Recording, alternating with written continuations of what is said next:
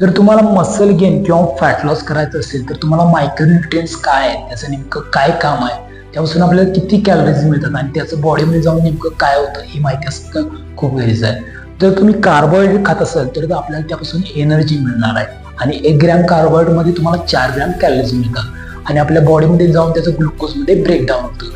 Number 2 आहे protein. जर तुम्ही प्रोटीन खात असाल तर ते आपल्याला मसल ग्रोथसाठी त्याचा उपयोग आहे आणि जर तुम्ही 1 ग्रॅम प्रोटीन खाताय तर तुम्हाला त्यापासून 4 ग्रॅम कॅलरीज मिळतात आणि आपल्या बॉडीमध्ये जाऊन त्याचं अॅमिनो ॲसिडमध्ये ब्रेकडाऊन होतं. नंबर 3 आहे फॅट्स. जर तुम्ही फॅट्स खात असाल तर आपल्याला त्यापासून एनर्जी मिळणार आहे आणि जर तुम्ही 1 ग्रॅम फॅट्स खाताय तर तुम्हाला 9 ग्रॅम कॅलरीज मिळतात आणि आपल्या बॉडीमध्ये जाऊन त्याचं फॅटी ॲसिडमध्ये ब्रेकडाऊन होतं.